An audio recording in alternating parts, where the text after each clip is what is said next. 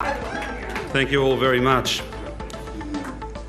Reforming giant and Labor icon Paul Keating once said to me, "Son, leadership isn't about doing what's popular. Leadership is about doing what's right."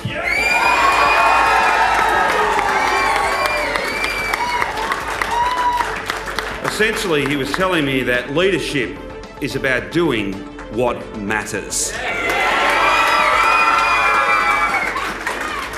Blink and you might have missed it. After a fortnight-long sprint of personality-focused ads for and against the incumbent Premier, Victoria has voted and Dan Andrews has led his party to a third consecutive election win, equalling former Premier Steve Bracks' record. And in the aftermath of another mini Dan-slide victory, the focus has been shifted to the hastily rebuilding Liberal Party, with little to no attention given to what the continuation of the status quo might mean for Victoria and Victorians in the next 4 years. Today on Michelson Alexander Explains, I'm joined by Associate Jeremy Phillips-Yelland and Communications Specialist Matilda to read the post-election tea leaves and explore what this election result and Labor's positivity plan might mean for the future of Victoria. Thank you for joining us today, guys. Hey, Gordo. Pleasure to be here. Thanks, Gordo. So with only a handful of seats still in contention, Tilly, are you able to provide us an overview of the movers and shakers from the election results so far? Sure. Well, I think in terms of movers and shakers, I thought I'd go through the seats that swung in very different directions, and I think paint a very interesting picture about the future of Victorian politics. So I think we can't start here without discussing Richmond. I think in the lead up to the election, there was not going to be a major shock that it's probably going to swing towards the Greens. It was previously held by Labor with a margin of 5.8%, and it just experienced a 12.9% swing towards the Greens. It's funny to note that the electorate has significantly changed, the electorate of Richmond. So it was once called the epithet of struggle town. However, it now sits within an electorate that is in the same sort of area that has the highest weekly median personal income of Victoria, which I think is a significant change to what it was a couple of years ago. The electorate also has the largest concentration of public housing in the state, and more than 53% of the electorate live in rental homes. And the state average is actually 28.5%. So I think that tells you another interesting picture. You're also looking at about 48% of the population are Gen Y, and 62.7% have no religion. So we're seeing a very interesting change in the electorate that I think is definitely having a profound impact on the election. I think that could be credited to why it swung to the Greens. We should note that while the Greens did gain an extra seat in the lower house, this wasn't the Green slide, as Greens leader Samantha called it. And it's not quite the victory they were expecting. They were expecting to claim about 7 seats, and they're looking at claiming about 4. Another interesting kind of mover and shaker in this election was Shepparton and Morwell, which actually swung towards the Nationals, showing a bit of a shift in what's happening in regional Victoria. So Shepparton went from had experienced a 10.5% swing from the independent Susanna Sheed to Nationals Kim O'Keefe. And in Morwell, we had a 9.1% swing to Nationals candidate Martin Cameron away from Labor's Kate Maxfield. So I think that might have been an unexpected change. And I think that we're definitely seeing a move away from the kind of Labor, Liberal preferred seats in regional Victoria. And the final thing I wanted to mention, and this is not a seat per se, but it's just there's some interesting candidates coming through that I think are indicative of movers and shakers towards the future of Victorian politics and what the direction it's heading in. So we've got this in the seat of Melbourne for the lower house district, we had an 18-year-old Barkinji woman, Layla A. Samari, who was endorsed by the Indigenous Aboriginal Party of Australia. And I think, first of all, to point out there's an 18-year-old running in this election is pretty astounding, and she received next to no attention in the media or an analysis in the lead up to polling. So Layla wanted to join the race to be a voice for Indigenous youth. She's what's referred to, and this is what she calls herself, I didn't come up with his name, as a school refuser, just someone that does not fit into the mainstream schooling system, who is forced to drop out because they don't really conform to the usual style of schooling that we sort of see in Victoria, and particularly because we're an education state. I think this is quite interesting. So she basically said that there needs to be alternatives to the way that we approach schooling. It needs to be more empowering. It needs to be more flexible in the way that we teach. And she said that a lot of Indigenous kids are dropping out of school and falling into these catchments where they're quite isolated. They're kind of going into a life of experiencing a lot of mental health issues, crime and drug use. So I think it was quite amazing to see this young girl come into politics with such a broad-minded view of what she was trying to achieve. And she's from Mildura as well, and she'd mentioned how she wanted to see more mental health services and drug use services in regional Victoria that actually resemble what's being provided in Melbourne. So I think a bigger question that comes out of Layla being in this election is, are we going to see more of these kind of progressive, innovative, very young thinkers into the next couple of elections? And personally, I think the answer is yes. I think we're seeing a massive shift towards more long-term thinking. These young people want to be engaged with politics. They're not very happy with the status quo. And I think Layla is the perfect example of maybe where the future of Victorian politics is going. On the back of that, obviously the lead into this election was how divisive the Premier Dan Andrews was. But Jeremy, does this result confirm that the Labor government now maintains a social licence to do what they said on election night, and that is to do what not necessarily is what is popular, but to do what matters? And on the back of his explanation of people running, like, is that also following through to the voters as well? Are people now not so worried about populist policy, but also just policy that actually affects change? I think the short answer is yes. So I think the answer that the important work is being done and the community wants to continue to see it done, I think that's a fair takeaway from the election. I guess the question is, what is the important work and who gets to decide what that work is? And as a sub-question, you mentioned, Goro, that Andrews was or is a divisive leader. I wonder how divisive he is around dinner tables compared to how divisive he's presented in headlines. So we know that the last few years have been permeated by pandemic, and that's really flavoured the information that we're seeing on our smartphones in the headlines. But I wonder whether that's actually reflected in conversations people are having around the water coolers. I suspect that that's not the case. The sheer volume and the type of rhetoric we're seeing in the mainstream media, I believe, and I think a lot of people that you speak to after the election believe that's just not reflective of the audience anymore. There's a disconnect between the editorialisation and the broader thinking about Victorian public policy. So even if he was divisive, firstly, I don't think he's as divisive as being presented. And secondly, I think the majority of the people just happen to be the quieter Victorians. We heard the term quiet Australians when it came to the 2019 federal election. Scott Morrison was very fond of that phrase. I wonder if the quiet Victorians are those that actually secretly supported the work that the Andrews government was doing during the pandemic, and that in fact it was some very loud noises coming from smaller groups within the Victorian community that made the headlines.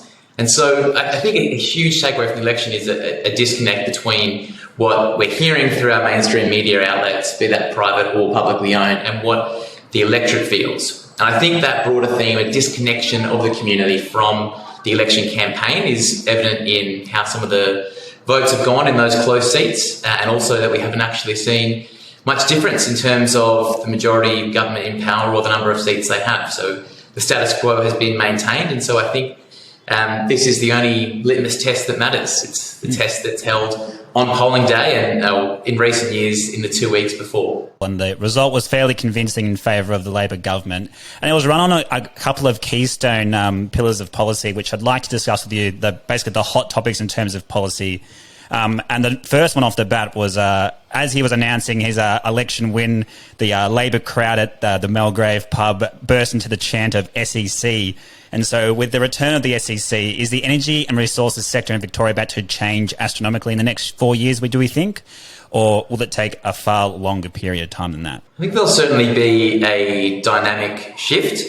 I'm not surprised that Labor supporters were cheering for a publicly owned energy provider. I think they've been waiting for that ever since the energy was privatised in Victoria in the Conservative governments of the 90s. I think it's fascinating to see what steps the government takes forward from here.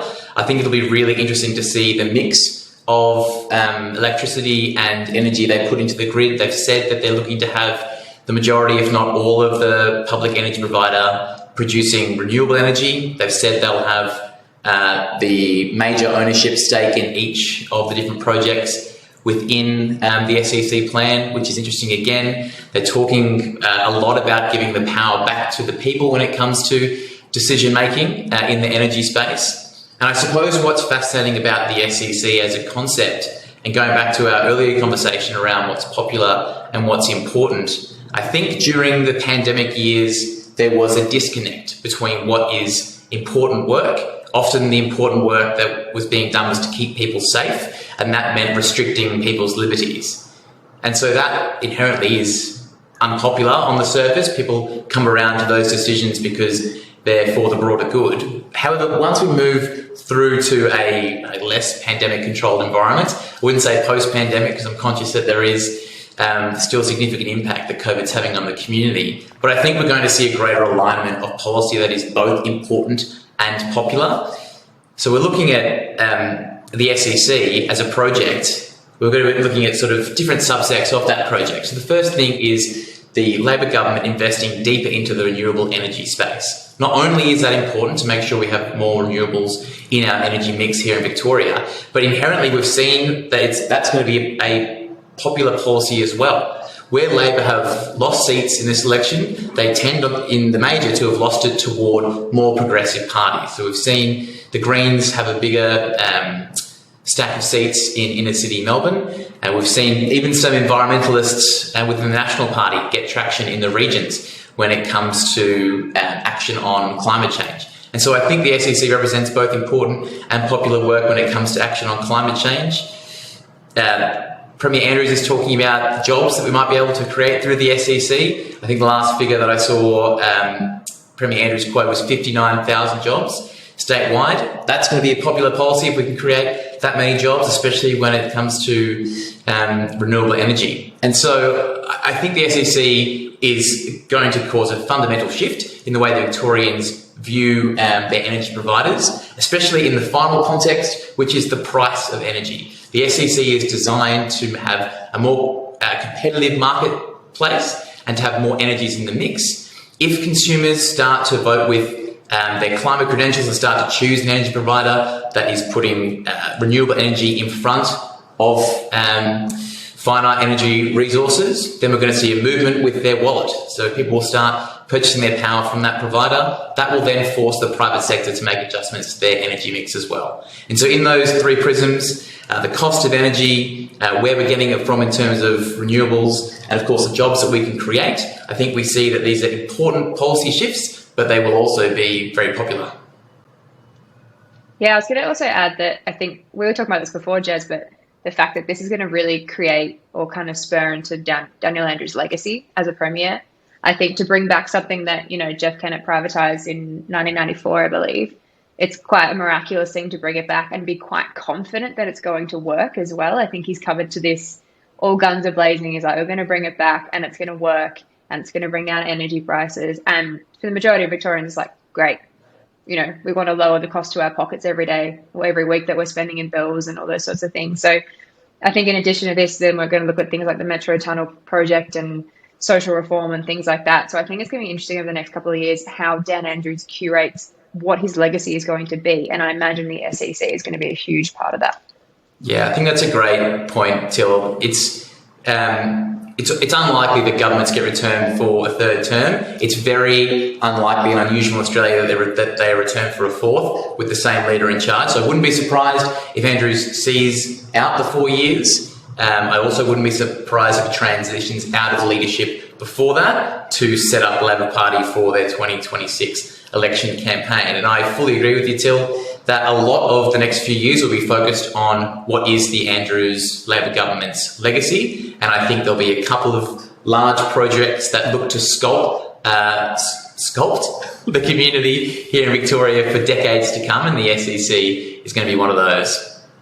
And so when we talk about all Victorians, that was the major selling point of Dan Andrews' acceptance speech, was that regardless if you voted for him or not, he wanted his Labor government to govern for all Victorians. But we saw, as Tilly explained earlier, that there's been a split essentially with the inner suburbs starting to vote towards the Greens and the outer regional areas shifting back towards the Nationals. And so with this broadening gap between metropolitan and rural Victoria, how do we see the Labor Party actually fulfilling its promise to govern for all Victorians? Yeah, I think it's interesting. There's the commonly held belief that Labor as a movement support the industrialised inner metropolitan areas that used to be, of course, right around the CBD of major cities, but is now sort of moving towards the outskirts of the metropolitan area. But I think that might be the case in some states. I don't know if that's fully the case in Victoria. Labor has retained seats in Bendigo, it's retained seats in Ballarat, it's retained all of its seats in Geelong and surrounding areas, and it has significant representation from what we would consider to be regional Victoria. So that's the first thing I'd say. And the MPs that occupy those seats aren't junior MPs either. They're significant players, many of whom have had ministries in previous Andrews governments and will have ministries in the incoming government as well. So that's the first thing. There is actually quite significant representation for Labor MPs in regional areas in Victoria. The second interesting thing, I think, is that we have a major event that's going to be held in regional Victoria about the same time as the next election, which is, of course, the Commonwealth Games. So in pitching for the Games, Andrews was direct, saying the Games were going to be a celebration of regional Victoria. It's a conversation that Andrews has started with regional communities to make sure that they know that he is connected to their communities and wants to see as much development and progress in their communities as he does want to see here in metropolitan Melbourne. And so this conversation has started and will continue over the next few years, but the fascinating thing over the next 4 years will be twofold. One, the amount of infrastructure investment that will go into regional communities, and secondly, the speed with which that infrastructure will have to be rolled out. We will then, of course, at the end of it, have the pièce de résistance, which will be the Commonwealth Games, and along with the Games will come a huge spend in tourism and marketing for regional communities across Victoria. So Andrews has started that conversation. The investment will be really upscaled in the next 4 years. And of course, the major events to be held at the end will not only have a great injection of tourism into those areas, there'll be remnants of the event for many years to come. So there'll be state-of-the-art sporting facilities, which will set up regional communities to hold major sporting events in the years and decades to come as well. And there'll be huge coverage of regional Victorian communities that would usually be outshone by the Star of Melbourne. And the very final thing, if I can sneak one more thing in, is that we have heard some murmurs from the Nationals Party that they are not happy with the coalition as it sits. They've made no secret about being less than impressed with the performance of the Liberal Party during the election cycle. Part of that is their movement towards the fringe in some policy areas, but also it's just the general lack of capacity for the Liberal Party to engage with the community and to reflect their values in their policy construction. So there is some suggestion that the Nationals might consider moving their party from the joint coalition opposition across to the crossbench. If they do that, what role will they start to play in policy construction? Will they be a bit more supportive of policy from the government because they may see they've got greater scope to actually mould and shape that policy to include the values and interests of regional communities? That's one way they might go, but that would be a big move indeed, away from a coalition that's been in existence for a long time and a coalition that gives the Nationals Party the ability to govern when the coalition opposition is eventually elected to government. So interesting to see what happens in that space with the Nationals in the election fallout. And then the last key pillar that basically both sides of politics had been talking about was the healthcare system that is clearly under huge duress in Victoria at the moment. Obviously, there's been an announcement of more training for nurses, of way more ambulances, again, to the raucous cheers of Labor supporters. But Tilly, do you think this is now a moment of hope coming out of the pandemic politics and into more progressive politics, that there's hope for rejuvenation of Victoria's healthcare system under a third-term Andrews government? I wouldn't call it a rejuvenation of the healthcare system. I think maybe a booster, to put it in line with COVID-19 vocabulary. One of the biggest determinants of people's decision on Saturday was healthcare, because ultimately it affects every single Victorian and you can't escape it. It's obviously going to be very high on your priority list going into the election on Saturday. It's like you said, Gordo, it's no secret that the health system is currently and was during COVID-19 really struggling. It was staff shortages, lack of hospital beds, really alarming waits for elective surgery, and even especially mental health services, which even now it's a 6+ month wait to get into some kind of mental health service. So as part of that, the Dan Andrews government went in to this election with a few big announcements. I'm not sure if they're actually going to follow through on them, but I think they're worth mentioning. So there was a $5 to $6 billion upgrade and expansion, promised to build 2 new hospitals, upgrading the Royal Melbourne Hospital and the Royal Women's, and to open 20 new women's healthcare clinics inside hospitals. There was also mention of a $5,000 sign-on bonus for nurses who start nursing from, I believe, next year over the next 3 years, as a thank you for choosing public hospitals, to put it in Dan Andrews' words. However, a lot of people have been very quick to say, well, that's not really going to help the immediate shortage of staff. And a lot of nurses in particular are experiencing burnout. And that really has not been addressed. So I would say that in terms of a rejuvenation, we're going to see a shift.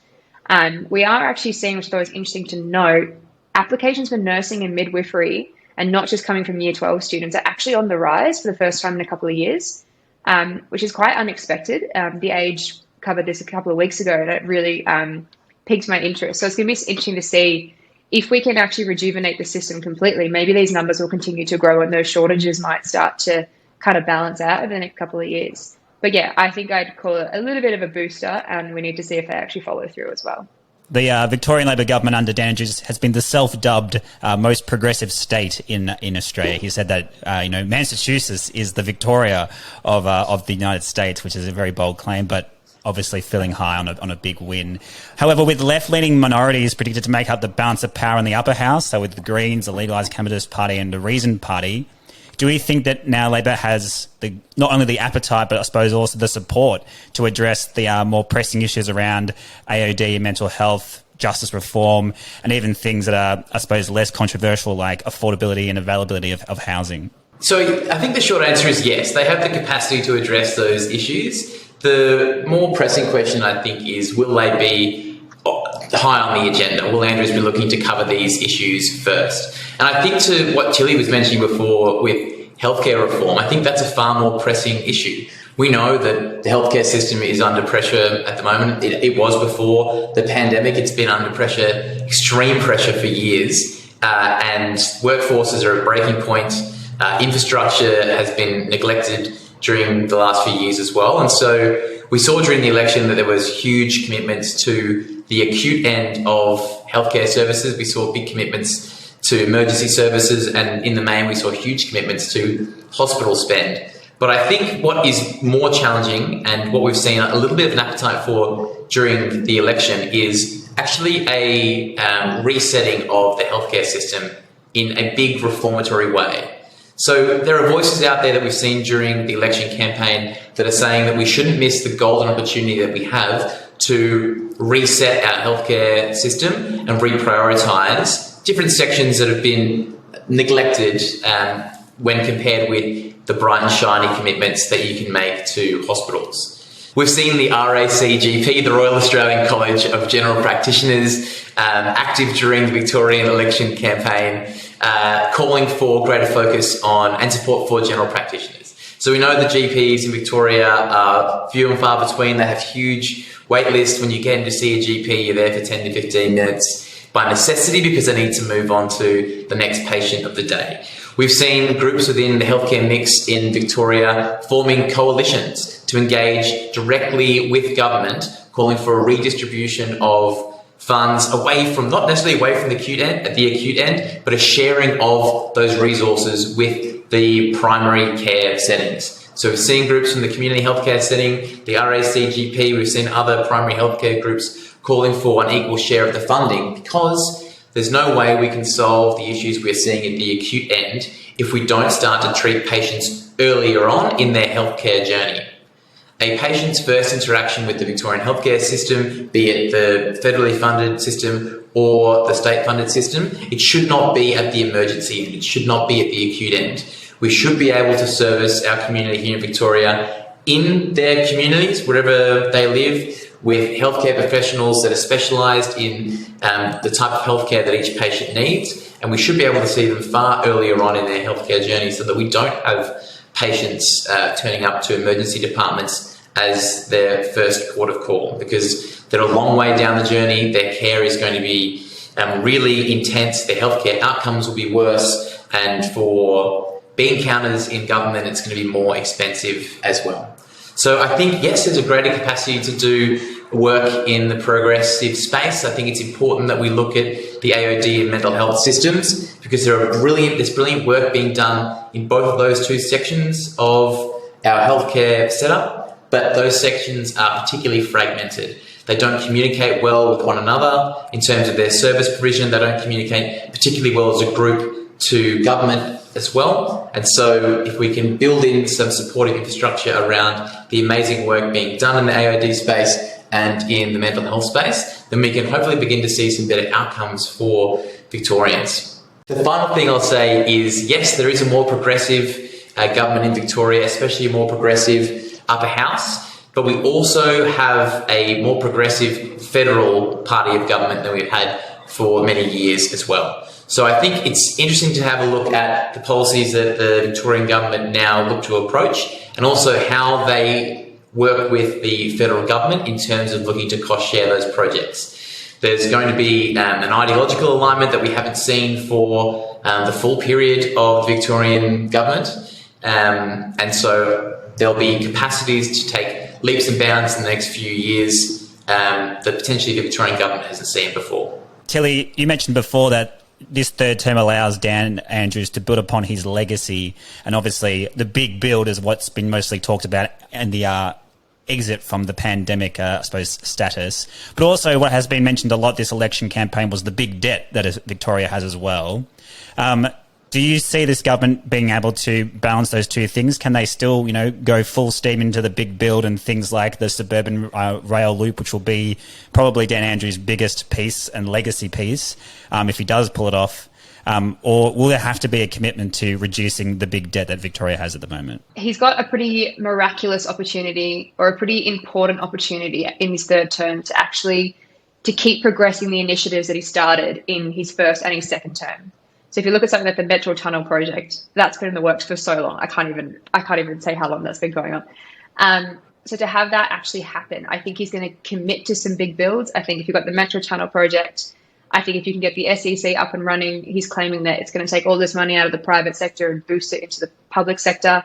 I think it's going to be interesting, though, to see how the deficit, especially particularly in the state budget and the federal budget, how that actually plays out, because we've got projections and then we've got actually what's going to happen, which are two very different things. So I think for this, I think he's going to commit to what he already has committed to. I don't see any new big builds being announced, because I don't think that's feasible. And I think the public reaction to that would be quite substantial. Yeah, it's interesting to see how budgets and budget deficits get in the way of infrastructure spend. We know that budget and government debt is very different to personal debt. Often the likening of the two is a strong political tool, usually wielded by conservative parties to win elections. And so potentially it is less of a factor in Victoria, which is by all intents and purposes the most progressive state in terms of the way it's governed in Australia. We saw the opposition try and use debt as a tool during this election cycle unsuccessfully. So potentially debt plays a factor in the decision making, but I think the Andrews government will be more focused on the legacy it can create with the tools at its disposal. And I think part of the picture in terms of their funding model will be deep engagement with the federal government. So the federal government has a finger in every pie in every state in the country in terms of improving the lives of Australians. It'll be down to the Victorian government's capacity to convince the federal government they want to invest in some of these large projects. That will decide whether they can get off the ground and whether they impact the existing debt in the Victorian bottom line. And on the back of that, Jeremy, we had Dan Andrews compelling, I suppose, community groups and activists saying that this is a prime opportunity with both Labor governments and the Victorian and the federal government of setting yourself up for the next decade.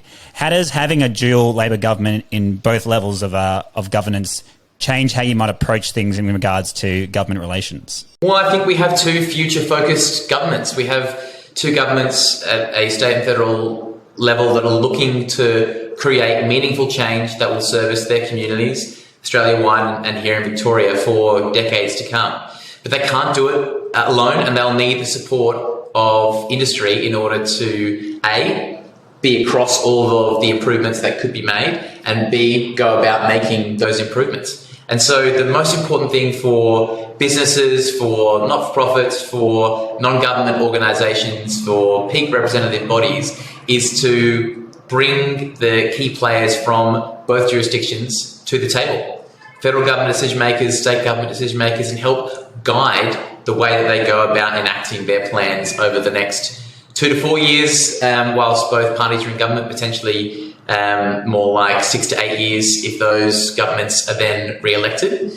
Part of the problem that we have with our jurisdictional divides is that we don't have a clean line of sight as to decision making from the state sector to federal and vice versa. And often we see a lot of duplication in services. Healthcare is a key one of those. The federal government invests heavily in healthcare provision, so does the state government. We saw during the federal election that the Labor Party announced urgent care clinics, which is a policy that they may have seen already in existence within the Victorian Labor Party, because they have a very similar set of clinics being rolled out at the same time.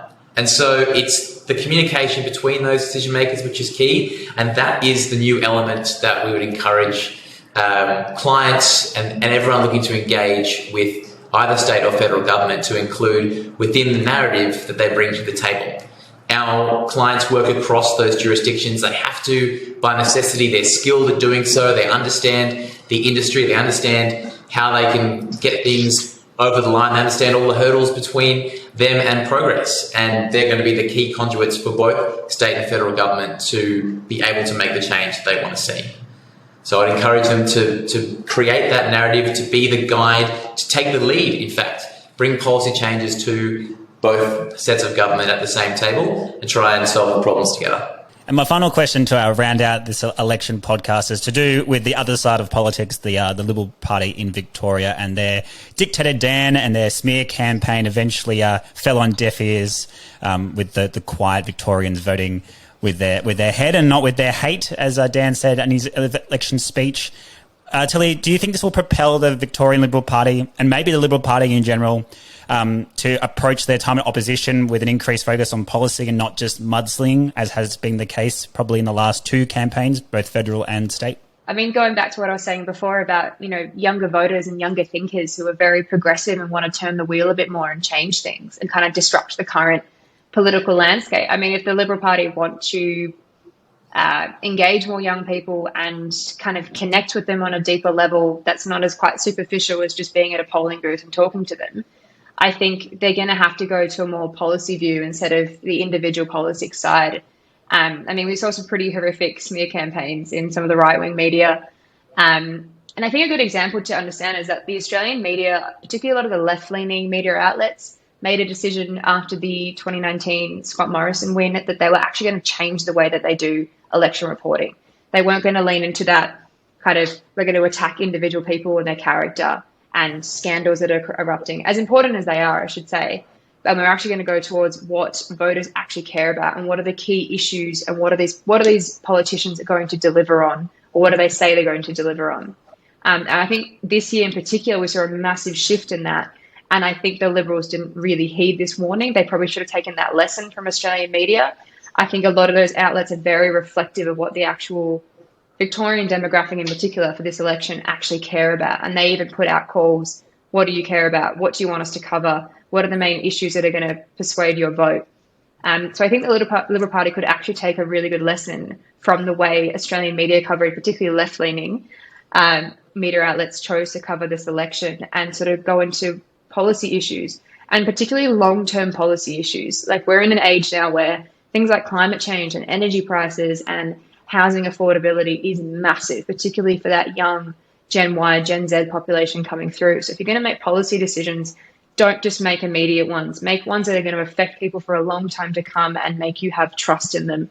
And they can put their faith in you and say, okay, I trust you to lead me into the next decade or 2 decades, whatever it is. Tilly, I think you're right in terms of the Liberal Party in Victoria potentially not picking up on the lessons that they could have. There was an election earlier on this year that saw a long-term Conservative government removed from the government benches in Canberra. I think somewhat ironically, the report into that election campaign is due to come out today or potentially tomorrow. So not quite in time for the Victorian Liberal Party to have a quick scan and adjust their settings before the election. But I think a key question for the Liberal Party here in Victoria and potentially broadly across Australia as well is, who are they speaking to?